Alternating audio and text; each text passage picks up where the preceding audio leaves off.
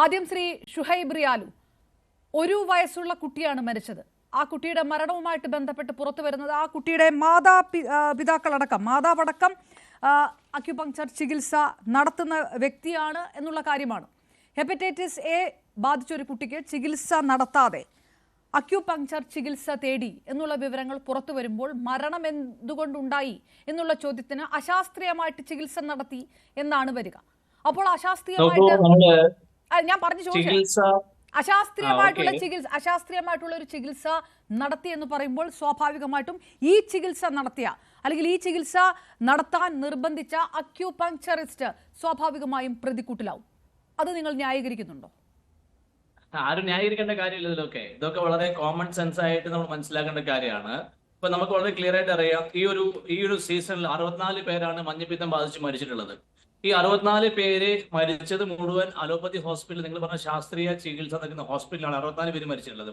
ഈ 64 പേര് മരിച്ചതിനുള്ള കാരണം അഥവാ ശാസ്ത്രീയ ചികിത്സ കൊണ്ട് മരണം ഒഴിവാക്കാൻ കഴിയുമെന്ന അഭിപ്രായമുണ്ടെങ്കിൽ എങ്ങനെയാണ് 64 പേര് മരിച്ചത്? ഒരിക്കലും ആർക്കും ന്യായീകരിക്കാൻ കഴിയില്ല. 64 പേര് 1-2 അല്ല, വെറും 64 പേര് എന്ന് പറയുന്നത് വലിയൊരു സംഖ്യയാണ്. ഇത്രയും വലിയ സംഖ്യ മരിച്ചത് മുഴുവൻ ശാസ്ത്രീയ ചികിത്സ നൽകിയിട്ടാണ് എന്ന് വളരെ കൃത്യമായ കണക്ക് പുറത്തു വരുമ്പോൾ ഒരു കുട്ടി, അവിടെ നമ്മൾ മനസ്സിലാക്കേണ്ട അടിസ്ഥാനപരമായ കാര്യം, കുട്ടിയായാലും മുതിർന്നവരാരായാലും ഇവരൊക്കെ മരിക്കുന്നത് രോഗം കൊണ്ടല്ല, സമയമായിട്ടാണ് എന്നാണ് പൊതുവെ മതവിശ്വാസികൾ മനസ്സിലാക്കി വരുന്നത്. അങ്ങനെ വരുമ്പോൾ ഞാൻ ഈ 64 പേര് മരിച്ചത് ശാസ്ത്രീയ ചികിത്സ കൊണ്ട് പിഴവാണെന്ന് ഞാൻ ഒരിക്കലും പറയില്ല. പക്ഷെ സമയമായി മരിച്ചു. പക്ഷേ ശാസ്ത്രീയ ചികിത്സ നൽകിയിരുന്നെങ്കിൽ ആ മരണം ഒഴിവാക്കാൻ കഴിയുമെന്ന അഭിപ്രായമാണ് ഇവിടുത്തെ വിഷയം. അങ്ങനെയാണെങ്കിൽ 64 പേര് മരണം ഒഴിവാക്കാൻ സാധിക്കണമായിരുന്നു. അങ്ങനെ ഒഴിവാക്കാൻ സാധിച്ചിരുന്നെങ്കിൽ തീർച്ചയായും നിങ്ങൾ പറഞ്ഞ ന്യായമാണ്. എനിക്ക് ഇടപെടേണ്ടി വരുന്നത് സമയമാകുമ്പോൾ എല്ലാവരും മരിക്കും. അല്ല ശ്രീ ഷുഹൈബ് റിയാലു, എനിക്ക് ആ ഒരു വരിയിൽ ഒരു പ്രശ്നമുണ്ട്. അങ്ങനെയാണെങ്കിൽ അത് വെച്ച് വേണമല്ലോ നമുക്ക് ചർച്ച മുന്നോട്ട് കൊണ്ടുപോകാം. അതുകൊണ്ടാണ് ഇടപെട്ട് ചോദിക്കുന്നത്. സമയമാകുമ്പോൾ എല്ലാവരും മരിക്കും. അതിപ്പോ ഏത് ചികിത്സ കിട്ടിയാലും ചികിത്സ കിട്ടിയില്ലെങ്കിലും മരിക്കും, അങ്ങനെയാണോ പറയുന്നത്? അപ്പൊ പിന്നെ അതനുസരിച്ച് മുന്നോട്ട് പോകാം. മരണം ഒഴിവാക്കാൻ ചികിത്സ ഉണ്ടോ? നിങ്ങൾ കാണിച്ചാൽ ഇന്ന് ചികിത്സ കൊണ്ട് മരണം ഒഴിവാക്കാൻ കഴിയോ? അപ്പോൾ പിന്നെ ചികിത്സ ഇല്ലെങ്കിലും അല്ല ശ്രീ ഷുഹൈബ് റിയാലു, ചികിത്സ ഇല്ല, അപ്പൊ പിന്നെ ചികിത്സയുടെ ആവശ്യമില്ലല്ലോ. അല്ല അപ്പൊ പിന്നെ ചികിത്സയുടെ ആവശ്യമില്ലല്ലോ. അല്ല താങ്കൾ പറയുന്ന കാര്യത്തിന് താങ്കൾക്കൊരു വിശദീകരണം നൽകാൻ കഴിയണ്ടേ? ശ്രീ ഷുഹൈബ് റിയാലു, താങ്കൾ പറയുന്ന കാര്യത്തിൽ താങ്കൾ വിശദീകരണം നൽകിയിട്ട് ബാക്കി പറയൂ. എന്തെങ്കിലും പറഞ്ഞിട്ട് അടുത്ത പാരഗ്രാഫിലേക്ക് പോലെ പറയുന്നതിന് ഒരു ന്യായീകരണം പറയൂ. ചികിത്സ നൽകിയില്ലെങ്കിലും സമയമാകുമ്പോൾ മരിക്കും എങ്കിൽ പിന്നെ ചികിത്സയുടെ ആവശ്യമില്ലല്ലോ. താങ്കളടക്കം ഈ അക്യുപങ്ചർ ചികിത്സ പോലും നടത്തേണ്ട കാര്യമില്ല. ഇപ്പം സമയമായിട്ടില്ലെങ്കിൽ ആരും മരിക്കില്ലല്ലോ. ചികിത്സ എന്തിനാണ്? ചികിത്സ എന്തിനാണ്? ഒരു മനുഷ്യൻ അനുഭവിക്കുന്ന അസ്വസ്ഥതകൾ സുഖപ്പെടാൻ ചികിത്സ, മരണം ഒഴിവാക്കാൻ ചികിത്സ കൊണ്ട് സാധിക്കില്ല എന്നുള്ള സത്യം നമുക്കത് എങ്ങനെ ന്യായീകരിക്കാം? നമുക്കറിയാം, മൈക്കിൾ ജാക്സൺ എത്രത്തോളം പണം ചെലവഴിച്ചുകൊണ്ട് മരണം ഒഴിവാക്കാൻ 150 കൊല്ലം ജീവിക്കാൻ ശ്രമിച്ച ലോക പ്രശസ്തനായ പേഴ്സണാലിറ്റിയാണ്. ലോകം മുഴുവൻ അറിയാം. 50-ാമത്തെ വയസ്സിൽ അദ്ദേഹം മരണപ്പെട്ടു. ചികിത്സ ലഭിക്കാത്തതിന്റെ കുഴപ്പം കൊണ്ടാണോ മൈക്കിൾ ജാക്സൺ മരണപ്പെട്ടത്? നമ്മൾ മനസ്സിലാക്കുന്നത് ചികിത്സ എന്തിനാണ്? ചികിത്സ രോഗം സുഖപ്പെടാൻ,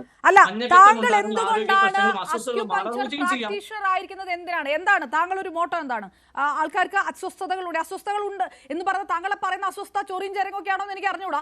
എന്ത് അസ്വസ്ഥത ചികിത്സിക്കാനാണ് താങ്കൾ അക്യുപങ്ചറിസ്റ്റ് ആയിട്ടിരിക്കുന്നത്?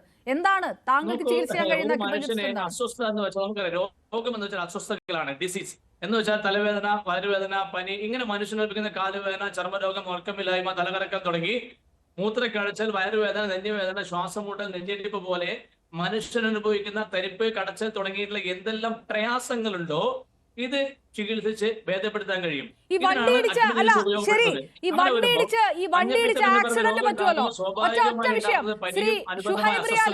ശ്രീ ഷുഹൈബ് റിയാലു, ഒറ്റ സെക്കൻഡ്. വണ്ടി ഇടിച്ച് ആക്സിഡന്റ് ആയി രക്തം പോയവരെ ആശുപത്രിയിൽ എത്തിച്ച് അവര് രക്ഷപ്പെടുന്ന സാഹചര്യങ്ങളുണ്ട്. അപ്പോ താങ്കളുടെ ചികിത്സ അതിനകത്ത് വരുമോ? അതിൽ അങ്ങനെ വരുന്ന ഘട്ടത്തിൽ താങ്കൾ ചികിത്സയെ പറ്റി വളരെ ആഴത്തിൽ പഠിക്കാൻ താല്പര്യമുണ്ടെങ്കിൽ, അറിയാൻ താല്പര്യമുണ്ടെങ്കിൽ അന്വേഷിക്കാം. അക്യുപങ്ചർ ചികിത്സ അവിടെ നിൽക്കട്ടെ. താങ്കളുടെ അക്യുപങ്ചർ ചികിത്സയാണോ ലോകത്തിലെ അക്യുപങ്ചർ ചികിത്സ എന്നുള്ളത് 2ാം ഘട്ടത്തിൽ ഞാൻ ചോദിക്കാം. അത് അവിടെ നിൽക്കട്ടെ. എല്ലാ അക്യുപങ്ചറും കൂടെ ഒറ്റയടിക്ക് ക്ലെയിം ചെയ്യല്ലേ. പക്ഷേ ഈ പറഞ്ഞൊരു ചോദ്യം പറയൂ. ആക്സിഡന്റ് ആയിട്ട് കൃത്യസമയത്ത് ആശുപത്രിയിലെത്തിയ രക്തം വാർന്ന് മരിക്കാൻ സാധ്യതയുള്ള രോഗികളെ രക്ഷിച്ചിട്ടുണ്ട്. അത് നടക്കില്ല. സമയമാണെങ്കിൽ അവർ തന്നെ അവിടെ നിന്ന് എഴുന്നേറ്റ് പോകുമല്ലോ, അല്ലേ? അങ്ങനെയായിരിക്കുമല്ലോ താങ്കളുടെ ഒരു ചികിത്സ. തീർച്ചയായും നിങ്ങളെ വാദം ഞാൻ അംഗീകരിക്കുകയാണ്. ആക്സിഡന്റ് ആയി കഴിഞ്ഞാൽ രക്തം വാർന്നു പോകുന്ന ഒരു ആളെ നിങ്ങൾ ഹോസ്പിറ്റലിൽ കൊണ്ടുപോയാൽ അയാളെ രോഗം സുഖപ്പെടുന്നു, അയാളെ മരണം ഒഴിവായി കിട്ടുന്നു. പക്ഷേ ഇതേപോലെ തന്നെ ആക്സിഡന്റ് ആയിട്ട് ചികിത്സ കൃത്യമായി പല രീതിയിൽ അക്യുപങ്ചറൊക്കെ വരുന്നതിന് മുമ്പേ ഈ മോഡേൺ സയൻസ് വരുന്നതിന് മുമ്പേ ഈ ഭൂമിയിൽ ഒട്ടേറെ മനുഷ്യന്മാർക്ക് അതിൽ ചികിത്സയുണ്ടോ? അക്യുപങ്ചറിൽ ഞാൻ പറഞ്ഞ സിറ്റുവേഷൻ ഉണ്ടോ? പഴയ കാലത്ത് ഈ മോഡേൺ മെഡിസിൻ ഇല്ല, താങ്കൾ എന്നോട് ചരിത്രം പറയല്ലേ, എനിക്ക് ആ ചോദ്യത്തിന് ഉത്തരം കിട്ടണം. അക്യുപങ്ചറിന് ആക്സിഡന്റ് ഉണ്ടായാൽ അക്യുപങ്ചറിന് ചികിത്സയുണ്ടോ? നോക്കൂ, അക്യുപഞ്ചർ ചികിത്സ ഉണ്ടോ എന്നുള്ള ചോദ്യത്തിന് ഉത്തരം പറയാൻ നിങ്ങൾ ശ്രദ്ധിക്കൂ. നിങ്ങൾ ദയവ് ശ്രദ്ധിക്കൂ. നിങ്ങൾക്ക് ഒരു ആക്സിഡന്റ് ആയാൽ നിങ്ങൾ അക്യുപഞ്ചർ ചികിത്സ സ്വീകരിക്കാൻ നിങ്ങൾ തയ്യാറാണോ? ഞാൻ തയ്യാറാണോ എന്നുള്ളത് ഏതെങ്കിലും ചികിത്സയ്ക്ക് ഞാൻ അക്യുപങ്ചറിന് തയ്യാറാണോ ചോദ്യം അവിടെ നിൽക്കട്ടെ. ഉണ്ടോ ഇല്ലയോ? തീർച്ചയായും അങ്ങനെ നിങ്ങൾ തയ്യാറാണെങ്കിൽ തീർച്ചയായും നിങ്ങൾ ചികിത്സിക്കാൻ സാധിക്കും. പക്ഷേ നമ്മുടെ സമൂഹത്തില് രോഗചികിത്സക്ക് വലിയ വലിയ കെട്ടിടങ്ങളും ഹോസ്പിറ്റലും തന്നെ മാത്രമേ പോകുന്നുള്ളൂ. എന്ത് ഗ്യാരണ്ടിയാണ് ഹോസ്പിറ്റലിൽ പോയി സർജറി ചെയ്താൽ ഒരു ഡോക്ടർ കൊടുക്കാൻ കഴിയുക? ഒരു ഗ്യാരണ്ടി കൊടുക്കാൻ കഴിയുമോ? നിങ്ങളെ രോഗം സർജറി ചെയ്ത് പൂർണ്ണമായി സുഖപ്പെടുത്തി തരാം എന്ന് ഏതെങ്കിലും ഡോക്ടർ ഗ്യാരണ്ടി തരുമോ? കൺസേൺ വാങ്ങും. ഈ സർജറി കൊണ്ട് എന്തെങ്കിലും കുഴപ്പമുണ്ടായാൽ ആ കുഴപ്പം ഞാൻ സഹിച്ചുകൊള്ളാം, അതിന് ഡോക്ടർ ഉത്തരവാദിയല്ല. കൺസേൺ വാങ്ങിയിട്ടല്ലാതെ ഇവിടെ ഗ്യാരണ്ടിയോടുകൂടി ഏതെങ്കിലും ഹോസ്പിറ്റലിൽ ഏതെങ്കിലും സർജൻ കൃത്യമായി ചികിത്സ നൽകുന്നുണ്ടോ? സർജറി കൊണ്ട് സംഭവിക്കില്ല. ഈ സർജറി കൊണ്ട് എന്ത് സംഭവിച്ചാലും കേരളത്തിലുണ്ടോ? താങ്കൾ ഈ അവകാശപ്പെടുന്ന അക്യുപങ്ചർ അത് ഏത് നാട്ടിൽ നിന്ന് വന്നതാണ്? എങ്ങനെയാണ്? ചൈനയാണ്. എങ്ങനെയാണ് ചൈനയിൽ ഒരു അക്യുപങ്ചറിസ്റ്റ് ആകണമെങ്കിലുള്ള മാനദണ്ഡം എന്താണ്? താങ്കൾക്ക് അറിയാമല്ലോ, താങ്കൾ അതൊന്ന് പറയാമോ? എന്ത് ക്വാളിഫിക്കേഷൻ വേണം? TCMന്റെ ക്വാളിഫിക്കേഷൻ എന്താണെന്ന് താങ്കൾ ഒന്ന് പറയണം. ഇന്ന് ലോകത്ത് 170 ഞാൻ ചോദിക്കുന്നത് എന്താണ്, താങ്കൾ എന്താണ് പറയുന്നത്? ചൈനയിൽ അക്യുപങ്ചറിസ്റ്റ് ആകണമെങ്കിൽ വേണ്ട ക്വാളിഫിക്കേഷൻ എന്താണ് എന്ന് മാത്രം. TCM ആണല്ലോ, TCM ആയിട്ട് ഒരു അക്യുപങ്ചറിസ്റ്റ് ആവണമെങ്കിൽ ആ ക്വാളിഫിക്കേഷൻ എന്താണെന്ന് പറയാമോ? നമ്മൾ ഇന്ത്യയിലാണ് ജീവിക്കുന്നത്. ഇന്ത്യയിൽ ജീവിക്കുന്ന നമുക്ക് ഇന്ത്യൻ നിയമം വേറെയാണ്. ഇപ്പൊ നിങ്ങൾ ഇന്ത്യയിലായോ? നിങ്ങളിപ്പോ ഇന്ത്യയിലാണെങ്കിൽ നിങ്ങൾക്ക് വ്യത്യസ്തങ്ങളായ രാജ്യങ്ങൾ നിങ്ങളിപ്പോ ഇന്ത്യയിലാണോ? അങ്ങനെയാണെങ്കിൽ ഇന്ത്യയിലെ ചികിത്സാ രീതി പരിശോധിക്കൂ. ശ്രീ ഷുഹൈബ് റിയാലു, നിങ്ങൾ ഇന്ത്യയിലാണെങ്കിൽ നിങ്ങൾ ഇന്ത്യയിലെ പരിശോധിക്കൂ. ചികിത്സ ചെയ്യാൻ ഇന്ത്യൻ ഗവൺമെന്റ് നൽകുന്ന വിദ്യാഭ്യാസത്തിന് കൃത്യമായ കാലയളവും അതിന്റെ സിസ്റ്റവും ഒക്കെ ഉണ്ട്. നമുക്കറിയാം, ഇന്ത്യയിൽ മഹാരാഷ്ട്രയിൽ വെസ്റ്റ് ബംഗാളിലും കൃത്യമായ കൗൺസിൽ നിലവിലുണ്ട്. നമ്മുടെ കേരളത്തില് 2024 ജസ്റ്റിസ് രാമചന്ദ്രൻ അവർകൾ അദ്ദേഹം കേരള ഹൈക്കോടതി അദ്ദേഹം ഉത്തരവിട്ടു. കേരളത്തിൽ അക്യുപഞ്ചർ ചികിത്സകർ ഒട്ടേറെയുണ്ട്, ഇവർക്ക് ഒരു കൃത്യമായ റെഗുലേഷൻ ഏർപ്പാട് ചെയ്യേണ്ടതുണ്ട് അദ്ദേഹം ഉത്തരവിടുകയും, പക്ഷേ നിർഭാഗ്യവശാൽ നമ്മുടെ ഗവൺമെന്റോ മറ്റു കാര്യങ്ങൾ ചെയ്ത് കിട്ടിയിട്ടില്ല.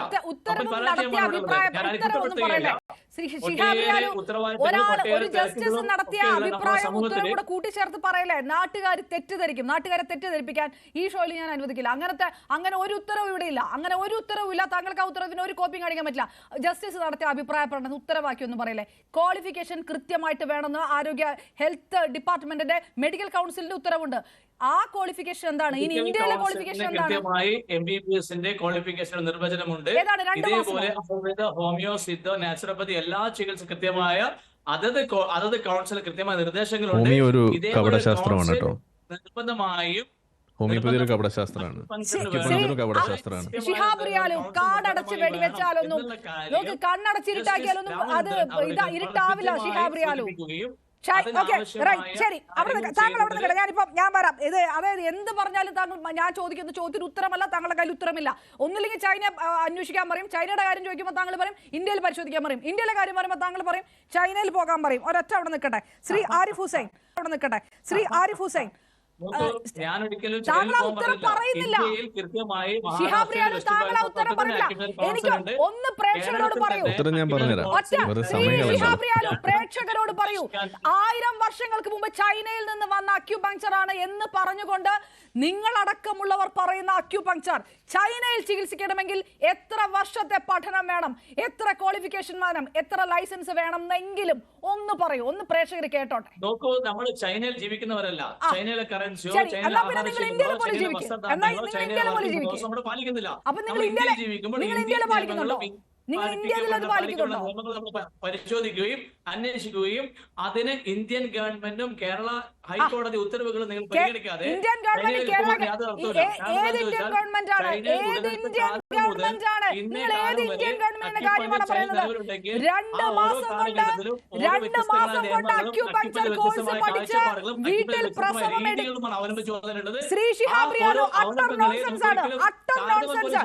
ഇതൊരു അട്ടർ നോൺസെൻസ്. 2 മാസം കൊണ്ട് അക്യുപങ്ചർ കോഴ്സ് പഠിച്ചിട്ട് ചികിത്സിക്കാമെന്ന് ഏത് ഇന്ത്യൻ ഗവൺമെന്റ് ആണ് പറഞ്ഞിരിക്കുന്നത്? വെറുതെ വിഡിത്തം പറയുന്ന നാട്ടുകാരെ പറ്റിക്കല്ലേ? ഏത് ഇന്ത്യൻ ഗവൺമെന്റ് ആണ്? ഏത് ഉത്തരവിനകത്താണുള്ളത്? 2 മാസം കൊണ്ടോ കേരളത്തിൽ ആരും അക്യുപഞ്ചർ പഠിപ്പിക്കുന്ന എനിക്ക് തോന്നുന്നില്ല. കേരളത്തിൽ നല്ല സ്റ്റാൻഡേർഡ് ആയിട്ടുള്ള എത്ര വർഷം പഠിക്കുന്നുണ്ട്?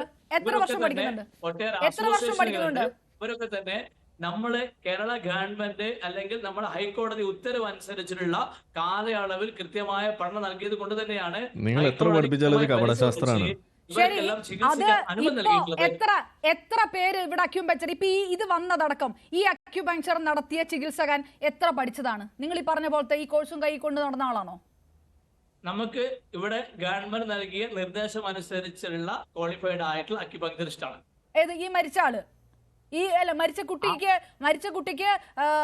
ഈ ചികിത്സ മതി എന്ന് പറഞ്ഞത് ഏത് ഗവൺമെന്റ് നൽകിയ? നിങ്ങൾ നിങ്ങൾ മനസ്സിലാക്കുക, കൃത്യമായ കാര്യം മനസ്സിലാക്കും. നമ്മുടെ ഹൈക്കോടതി ഉത്തരവ് അനുസരിച്ചാണ്. ഹൈക്കോടതി ഉത്തരവില്ല, അങ്ങനെ ഒരു ഉത്തരവില്ല. തെറ്റിദ്ധരിപ്പിക്കരുത്. അങ്ങനെ ഒരു ഉത്തരവില്ല. ശിഹാബ് റിയാലു, അങ്ങനെ ഒരു ഉത്തരവില്ല. അതേത് ഉത്തരവാണ്? താങ്കളത് ഏത് ഉത്തരവ്? അങ്ങനെ ഒരു ഉത്തരവില്ല. ഹൈക്കോടതിയിൽ വന്നപ്പോൾ അങ്ങനെ ഒരു ഉത്തരവുമില്ല. ഒരു ഉത്തരവുമില്ല. പരിശോധിക്കാതെ ഇല്ല, അങ്ങനെ ഒരു ഉത്തരവുമില്ല. കാര്യങ്ങൾ താരതമ്യം ചെയ്തുകൊണ്ട് അങ്ങനെ ഒരു ഉത്തരവുമില്ല. അങ്ങനെ ഒരു ഉത്തരവുമില്ല. കൃത്യമായ ക്വാളിഫിക്കേഷൻ ഇല്ലാതെ അക്യുപങ്ചർ പ്രാക്ടീസ് ചെയ്യാൻ പാടില്ല എന്ന് ഇതുവരെ വന്ന മാറ്റങ്ങൾക്ക് അനുസരിച്ചുള്ള മാറ്റങ്ങൾ ഇവിടെ വന്നിട്ടില്ല. ഒരുപക്ഷെ ഇന്ന് ഇവിടെ പഠിപ്പിക്കുന്ന ഒരു കാലാവധി ശരി, ഞാൻ തിരിച്ചു വരാം. എല്ലാ കൃത്യമായിട്ടുള്ള പോയിന്റുകളെ താങ്കൾ എന്തൊക്കെയോ പറഞ്ഞു മുന്നോട്ട് കൊണ്ട് ഞാൻ തിരികെ എത്താം. ശരി, ശ്രീ ആരിഫ് ഹുസൈൻ നിർത്തി. ഞാൻ വരാം.